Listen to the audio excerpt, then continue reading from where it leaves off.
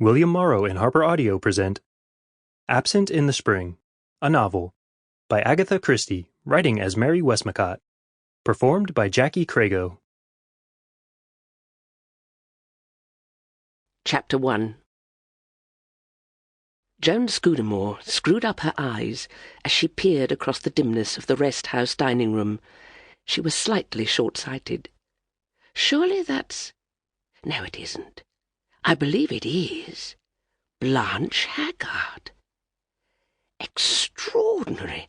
Right out in the wilds, to come across an old school friend whom she hadn't seen for, quite 15 years. At first, Joan was delighted by the discovery. She was by nature a sociable woman, always pleased to run across friends and acquaintances.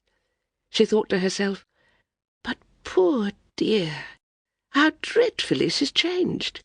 She looks years older, literally years. After all, she can't be more than, 48? It was a natural sequence after that to glance at her own appearance in the mirror that happened, most conveniently, to hang just beside the table. What she saw there put her in an even better humour. Really, thought Joan Scudmore, I've worn very well. She saw a slender, middle-aged woman with a singularly unlined face, brown hair hardly touched with grey, pleasant blue eyes, and a cheerful, smiling mouth. The woman was dressed in a neat, cool travelling coat and skirt, and carried a rather large bag containing the necessities of travel. Joan Scudmore was travelling back from Baghdad to London by the overland route. She had come up by the train from Baghdad last night. She was to sleep in the railway rest-house tonight and go on by car tomorrow morning. It was the sudden illness of her younger daughter that had brought her post-haste out from England, her realization of William's, her son-in-law, impracticability, and of the chaos that would arise in a household without efficient control. Well, that was all right now. She had taken charge, made arrangements. The baby, William, Barbara convalescent, everything had been planned and set in good running order. Thank goodness, thought Joan, I've always had a head on my shoulders. William and Barbara had been full of gratitude.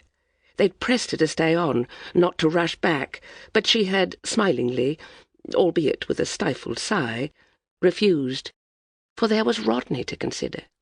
Poor old Rodney, stuck in Crayminster, up to his ears in work, and with no one in the house to look after his comfort except servants. "And after all," said Joan, "what are servants?" Barbara said, "Your servants, Mother, are always perfection. You see to that." She had laughed, but she had been pleased all the same, because when all was said and done, one did like appreciation. She had sometimes wondered if her family took a little too much for granted the smooth running of the house and her own care and devotion. Not really that she had any criticism to make.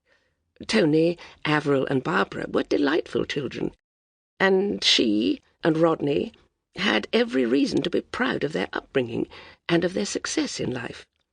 Tony was growing oranges out in Rhodesia. Avril, after giving her parents some momentary anxiety, had settled down as the wife of a wealthy and charming stockbroker. Barbara's husband had a good job in the public works department in Iraq. They were all nice-looking, healthy children with pleasant manners. Joan felt that she and Rodney were indeed fortunate, and privately she was of the opinion that some of the credit was to be ascribed to them as parents.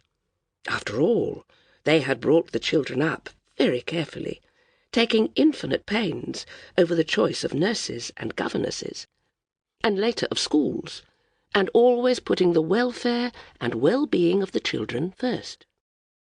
Joan felt a little gentle glow as she turned away from her image in the glass. She thought, well, it's nice to feel one's been a success at one's job. I never wanted a career or anything of that kind. I was quite content to be a wife and mother. I married the man I loved, and he's been a success at his job, and perhaps that's owing to me a bit too. Sample complete. Ready to continue?